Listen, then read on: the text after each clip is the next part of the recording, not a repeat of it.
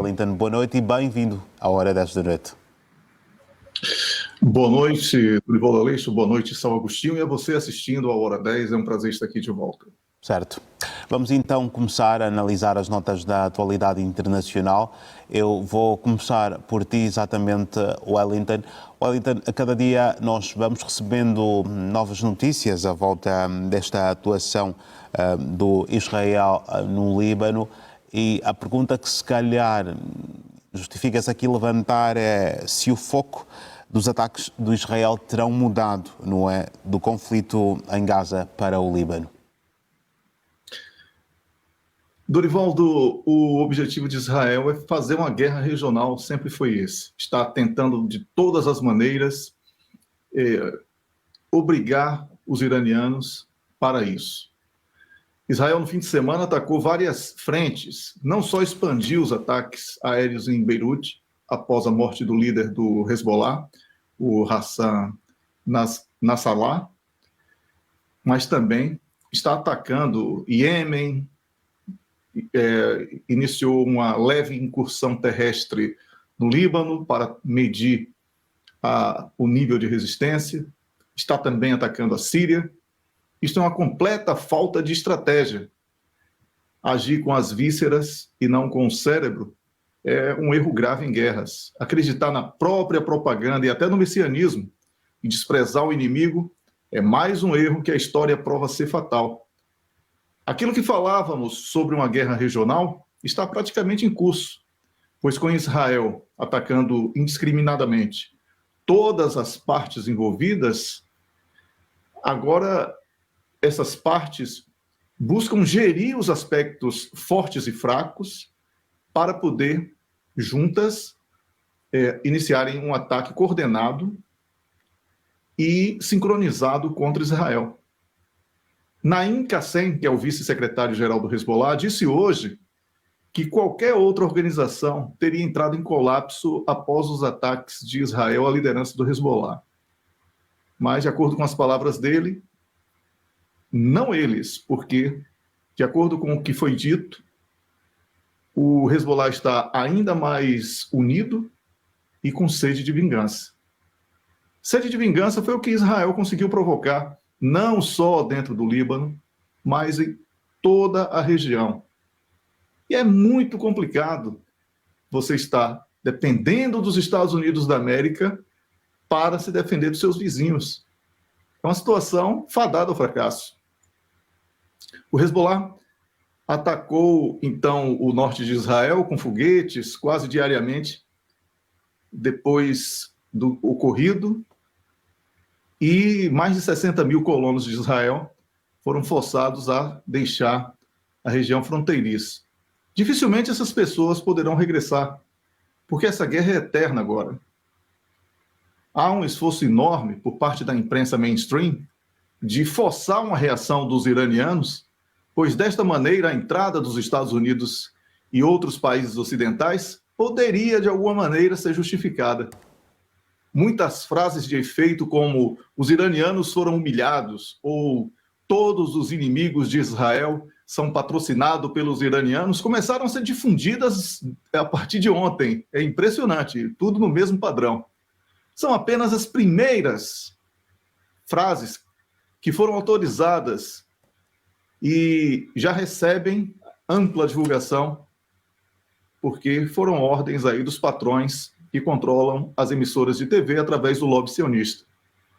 O chamado eixo de resistência, formado por Hezbollah, Hamas e as forças do governo em exercício no Iêmen, conhecidas como Houthis, ou Ansarullah, que também tem, entre outras coisas, os Houthis do Iêmen, forças independentes do Iraque e o governo da Síria, todos estão em forte articulação contra Israel. Eu vejo as celebrações das ações de Israel como uma vitória de pirro. Um país que depende de apoio externo, dos Estados Unidos mais especificamente, para existir na região, ele será incapaz de exterminar todos aqueles que considera inimigos ou até mesmo ocupar as terras que acredita ter conquistado.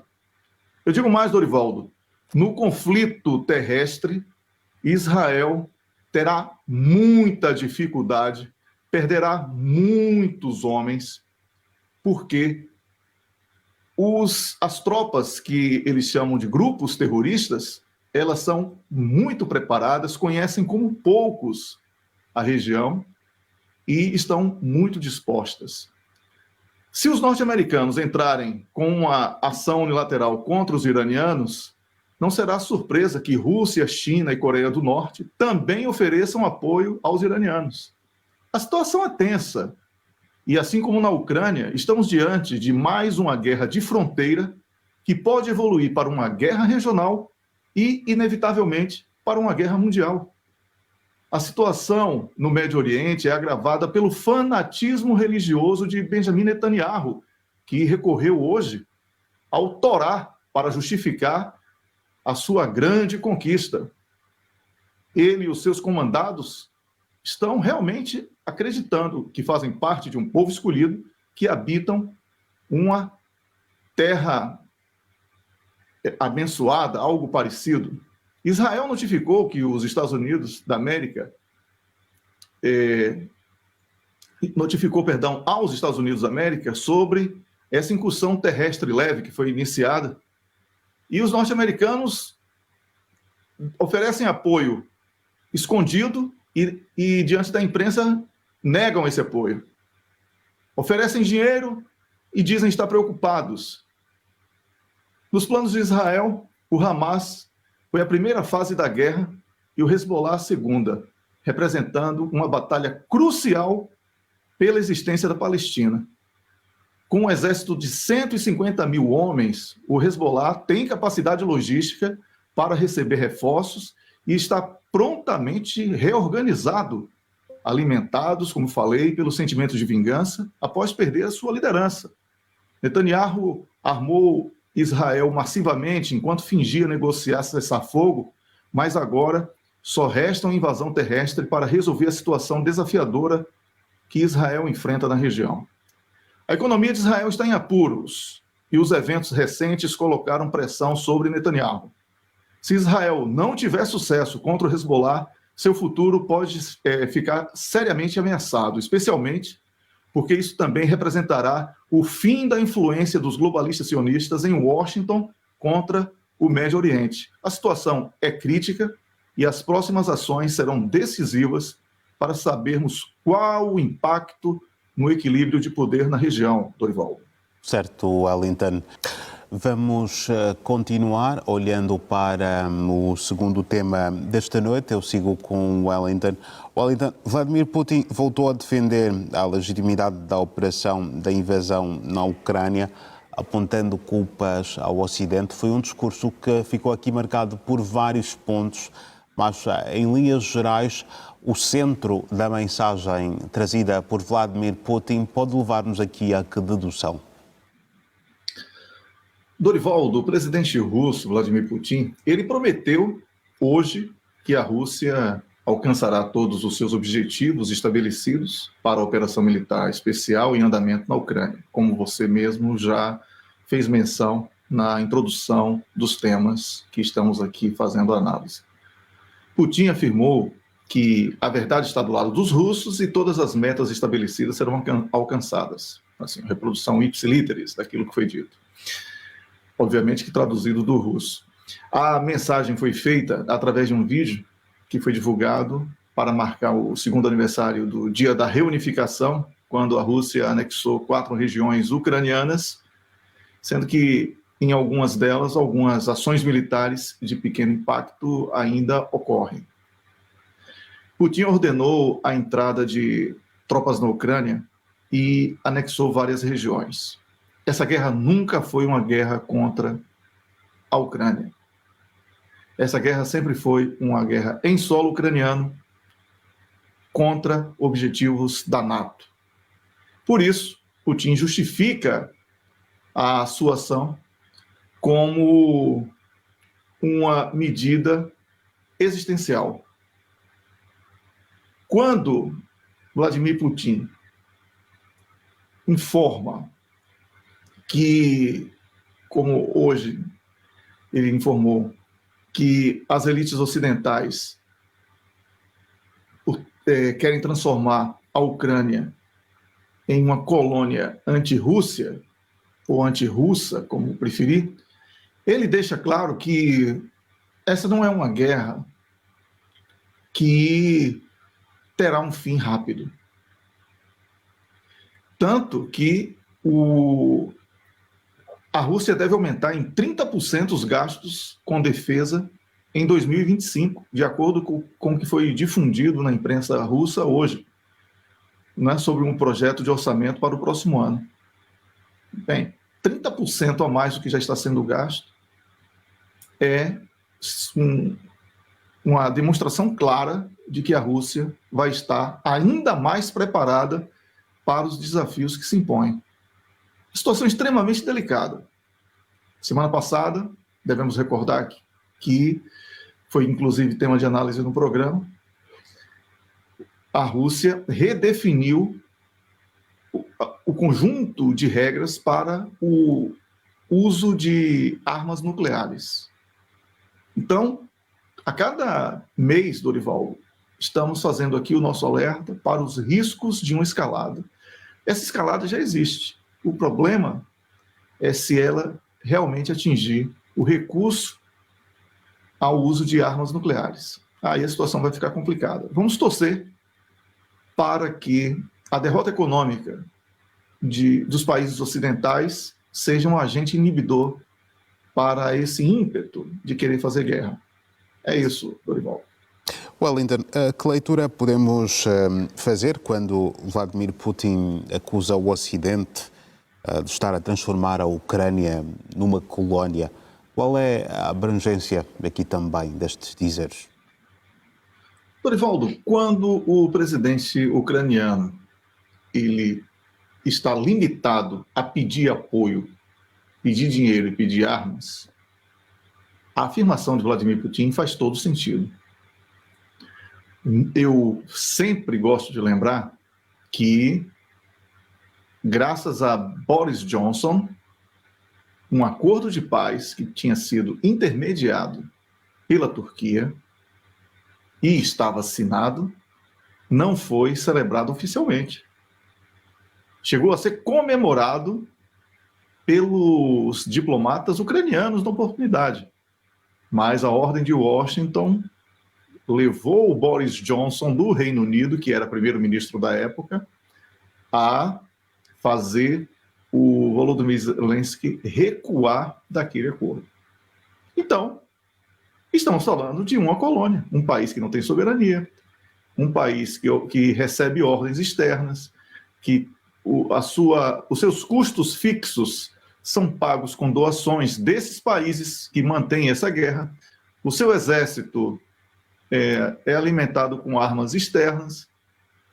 Enfim, é uma afirmação lógica, obviamente que é um pouco dura de se ouvir, né? Porque não deixa de ser uma agressão verbal contra outra nação, mas é um termo até simpático, considerando que estamos falando em países em guerra.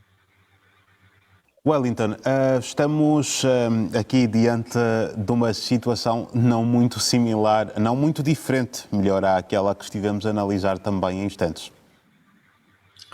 Exatamente, Dorivaldo. Sabe por quê? Porque existe uma tensão que é nitidamente focada em regiões, mas todas elas estão interligadas. Então, quando falamos sobre a questão de Taiwan, nós temos que lembrar que os norte-americanos são signatários do acordo de uma só China. Aí foi criado, assim como criaram aqui o fantasma de que a Rússia iria invadir a Europa, não é? A Rússia sozinha iria invadir todo mundo, não é? Criaram esse fantasma. E os russos vão invadir, os suecos sonham com isso, tem pesadelos terríveis. Mas agora estão dizendo que a China vai invadir Taiwan. Primeiro que os chineses consideram Taiwan parte da China, então não seria uma invasão dentro dessa perspectiva, né? Eu quero citar apenas o Swedish National China Center, que é o Centro Nacional Sueco da China. Ele fez um estudo no primeiro trimestre deste ano e concluiu que as previsões alarmantes da imprensa, que classificam constantemente e de forma até consistente, de acordo com o que apresentam, o risco de um conflito armado no Estreito de Taiwan, é improvável. Então, é importante que diga isso. Estou falando de um país que agora é membro, não é, da NATO, está afirmando, através de um centro que pesquisa exatamente a China, que não há nenhum indício que aponte para a pretensão chinesa de invadir Taiwan. O que acontece é que as últimas décadas nos mostraram que a estrutura de poder centralizada dos Estados Unidos é forjada para o expansionismo militar contínuo e a violência militar em massa. Aqueles que decidem subjugar populações sob um único governo aceitam o uso de força violenta perpetuamente. Mesmo que os Estados Unidos afirmem buscar a paz, a organização da operação torna a guerra inevitável. Os países ocidentais são obrigados a aceitar isso como normal e fingem acreditar que buscam, juntamente com os Estados Unidos, a paz. Mas a guerra está entrelaçada na existência do Ocidente sob a liderança dos Estados Unidos da América. Assim que uma derrota for consumada, a estrutura de poder centralizada em torno de Washington também acabará. Caso de Taiwan, os Estados Unidos são signatários, como eu falei, desse acordo, uma só China. Mas o que vemos é mais um acordo que os norte-americanos não cumprem. O falecido historiador brasileiro Luiz Alberto Muniz Bandeira, que era professor também em universidades alemãs, considerado um dos maiores especialistas em geopolítica da sua época, afirmava que os Estados Unidos da América não cumprem acordos. Então, como eu fui aluno dele, eu recorri a uma revisão rápida nos 3 maiores conflitos da atualidade e vi que os acordos de Minsk foram desrespeitados por ordem dos Estados Unidos da América, através de Victoria Nuland, o acordo com os iranianos para não retaliar Israel pela morte do líder do Hamas em troca de um cessar-fogo em Gaza e na não agressão ao Líbano, também não foi cumprido, e não será surpresa que o acordo de uma só China seja rasgado pelos Estados Unidos. Porque a natureza do escorpião é picar, a natureza dos Estados Unidos é descumprir acordos. Então, a guerra é a chama que mantém a atual estrutura viva do neoliberalismo. Mas uma derrota contra as potências emergentes será determinante para que a paz prevaleça. A dor também ensina, Dorival. Obrigado, Wellington, e até amanhã para analisarmos aqui outros assuntos que fazem a atualidade internacional. Grato por mais uma presença e pelos comentários também. Um grande abraço, boa noite, eu que agradeço, abraço e sal, e a você assistindo, até amanhã. Obrigado, até amanhã.